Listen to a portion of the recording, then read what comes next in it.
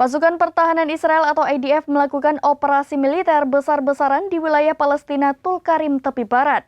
Hal tersebut dilakukan di tengah kampanye masif untuk menghancurkan militan Hamas yang berada di jalur Gaza.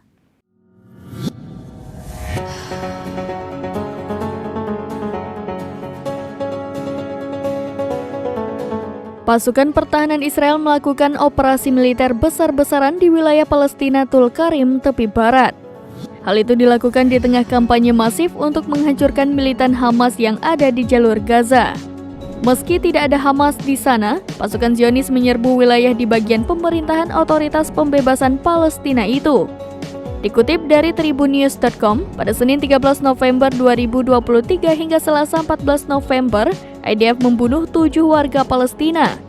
Mereka terbunuh di kamp pengungsi kota Tulkarim.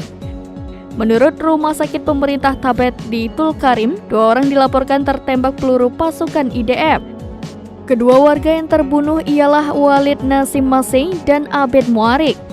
Sebelumnya dikabarkan ada 3 pemuda yang dikabarkan terbunuh setelah Israel menjatuhkan bom lewat drone pada Selasa 14 November 2023. Sedangkan pada hari sebelumnya, dalam serangan militer di kamp pengungsi Tulkarim menewaskan 2 pemuda Palestina. Diberitakan sebelumnya, unit khusus Israel tersebut menerobos masuk ke kota. Hal itu lantas memicu konfrontasi dengan pemuda.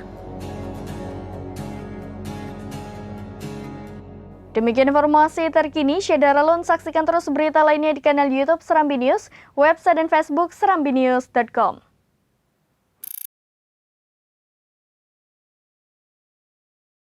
Download Tribun X sekarang, menghadirkan lokal menjadi Indonesia.